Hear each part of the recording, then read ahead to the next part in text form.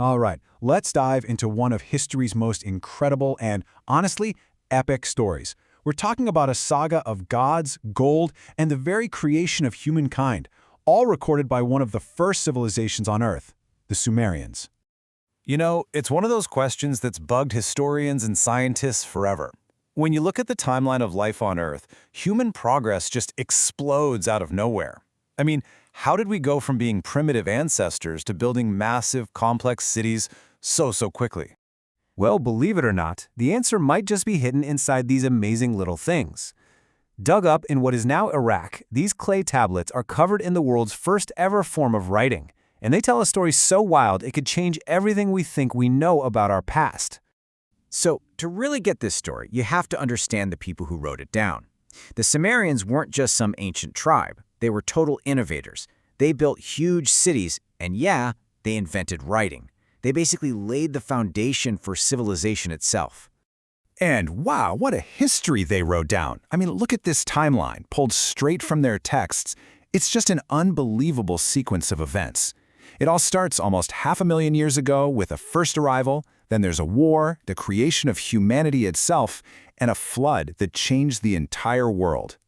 So where does this crazy story even begin? Well, not on Earth. It starts far, far away, on another planet that was facing a huge crisis. This wasn't some journey for conquest. It was a desperate mission just to survive. The tablets call this homeworld Nibiru, a mysterious planet with this massive 3,600-year orbit that swings it into our part of the solar system every now and then. And it was home to a super advanced race that the Sumerians called the Anunnaki. And what's really fascinating here is how clearly they lay out the motive. Nibiru's atmosphere was literally falling apart, which exposed them to all this deadly cosmic radiation. Their scientists came up with a wild solution: spray fine gold particles into the air to basically patch it up. Just one problem: gold was super rare on their planet. So naturally, they looked to the stars. Using incredibly advanced spaceships, they set off on this long journey through the solar system, hunting for the one thing that could save their entire world. And that search, well, it eventually led them right here, to a primitive but very resource-rich little planet we call Earth. Now, this wasn't just some quick mining trip. It turned into a full-on colonization project. They didn't just land and leave. They settled in, building their very first city, Eridu, right in the heart of the land that would one day become Sumeria. But here's the thing. These highly advanced Anunnaki had no intention of doing the back-breaking mining work themselves. So, what do? They brought along another race, the Agigi, to do all the hard labor, deep underground. For years, it worked. But eventually, the Agigi, they broke. They rebelled, sparking what the tablets call the very first war on planet Earth. The rebellion was crushed, but it left the Anunnaki with a huge problem. Who was going to do the work now? And their solution was, well, it was radical. They needed a new workforce, right? One that was smart enough to follow orders, but not so smart that they'd rebel. So they turned to genetic engineering. They took the most advanced primate on the planet, our own ancestor, and fused its DNA with their own. And after a bit of trial and error, they did it. They created the first human, and they called him Adamu, a name that probably sounds pretty familiar. So the Anunnaki built this incredible base of operations, this beautiful city and garden that they called Eden. And for a while, they let their new creations, humans, live there with them, tending to this paradise and learning from their creators. And these weren't just nameless aliens, okay? The tablets describe a whole society with a clear command structure.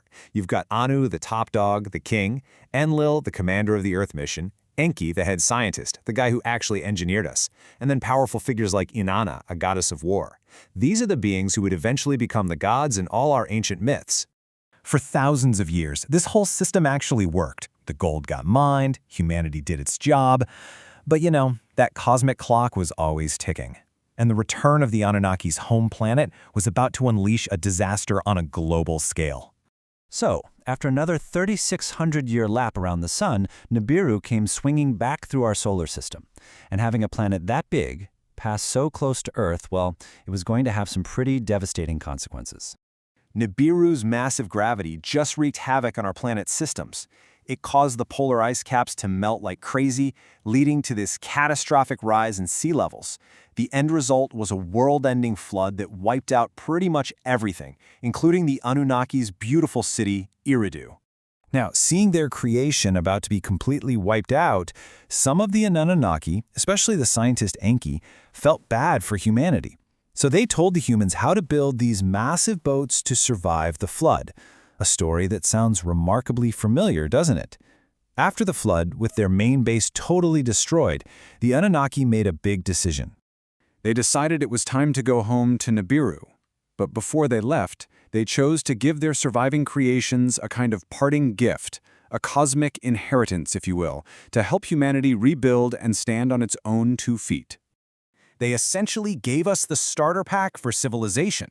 They taught humanity how to build complex structures, the principles of advanced mathematics, the system of writing they'd invented, and even the whole idea of kingship, setting up royal lines to rule in their place. It was the ultimate knowledge transfer. And this is the part that really matters. As one final instruction, they told humanity to build these massive temples called ziggurats. But these weren't just for worship. They were astronomical observatories, lined up perfectly with the stars. They were designed to be cosmic lighthouses, beacons to help guide the Anunnaki if or when they decided to return to Earth. Which really leaves us with this one huge, thought-provoking question. When we read all those ancient myths about gods who came down from the sky, who taught humanity everything, and who promised to return one day, are we just reading fairy tales? Or are we actually reading a faded memory, a forgotten chapter of our real cosmic history that was carefully written down on clay by our ancestors?